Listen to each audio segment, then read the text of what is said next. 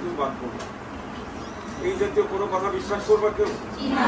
এখানে আসছো, পাসপোর্ট জমা দিয়েছো, এয়ারপোর্ট পর্যন্ত দায়িত্ব আমাদের, বিমানে উঠায় দেওয়া দায়িত্ব আমাদের, আবার বিমান থেকে ওই পারে নেওয়া দায়িত্ব আমাদের দূতাবাসের। এখন থেকে যদি কেউ বেশি পয়সা করে খরচ করে এবং আমাদের নামে আসে, কোনো পয়সা আমরা এখান থেকে বাদ দেবো। আমরা এত কষ্ট না, যাতায়াত খরচ তো তোমার করতে হবে, এটা যাতায়াত খরচ তুমি বিমানেও আসতে পারো, পায়ে হেঁটে আসতে পারো, লঞ্চে আসতে পারো, এখানে আমার কোনো বক্তব্য নেই, যে যেভাবে পারো চলে আসবে।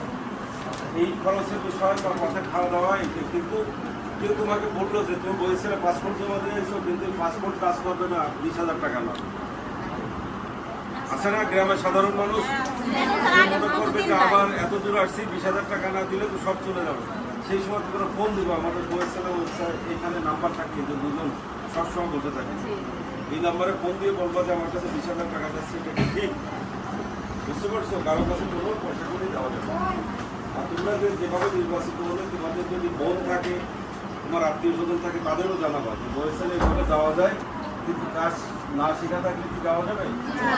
কাজ না শেখা থাকলে যাওয়া যাবে না, সেটি জানাবা। তাহলে হবে কি, যে দালাল বা যারা মাঝখানে থেকে লাইনে দাঁড়ায় দেয়, সকালে ওই ট্রেনের টিকিটের মতো যে আসো আমার জায়গায়, আমি সকালে দাঁড়ায় থাকবো, তোমার 500 টাকা দাও, তোমার এই সামনে দিব, তাতে কোনো লাভ নাই। ওই যে লাইনে দাঁড়াতে হবে, দালাল থাকবে, এই কারণে আমরা অনলাইনে দিয়েছি যে অনলাইনে যারা আবেদন করবে তাদের আমরা সরাসরি পরীক্ষা নেবো। আজকে আমার অফিসে পরীক্ষা হচ্ছে, আমার অফিসে পরীক্ষা হচ্ছে, আস্তে আস্তে আমরা এইদিকে বেশি নিয়ে আসবো।